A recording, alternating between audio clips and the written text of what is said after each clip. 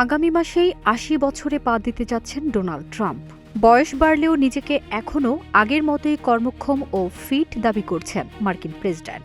সর্বশেষ স্বাস্থ্য পরীক্ষা শেষে ট্রাম্প বলেছেন তার শরীরে সবকিছুই নাকি একেবারে ঠিকঠাক আছে, তবে তার স্বাস্থ্য নিয়ে আলোচনা যেন থামছেই না।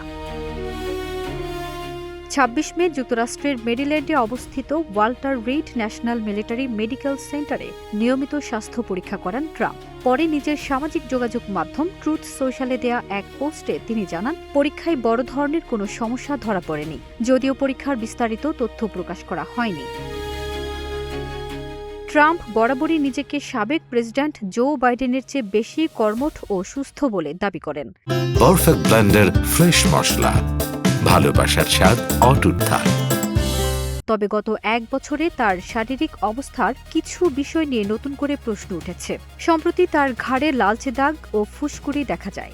এর আগে হাতে কালছিটে দাগ এবং পায়ে ফোলাভাবের ছবিও প্রকাশ্যে আসে। এমনকি কিছু প্রতিবেদনে বলা হয় হাতে থাকা দাগ মেকআপ দিয়ে ঢাকার চেষ্টাও করা হয়েছিল। হোয়াইট হাউসের চিকিৎসক শন বারবাবেলা জানিয়েছেন, ট্রাম্পের ঘাড়ের সমস্যার জন্য সাধারণ একটি ক্রিম ব্যবহার করা হচ্ছে। তিনি বলেন, এটি গুরুতর কিছু নয় এবং ধমনীজনিত জটিল রোগের কোনো লক্ষণ পাওয়া যায়নি। এদিকে হোয়াইট হাউসের মুখপাত্র ক্যারোলাইন লেভিট জানান, অসংখ্য মানুষের সঙ্গে করমর্দনের কারণেই ট্রাম্পের হাতে কালছিটে পড়েছিল।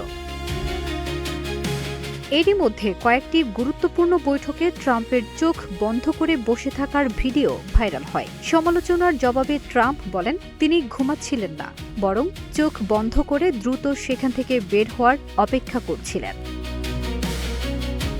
ফারজানা নিকিতা, নাগরিক প্রতিদিন।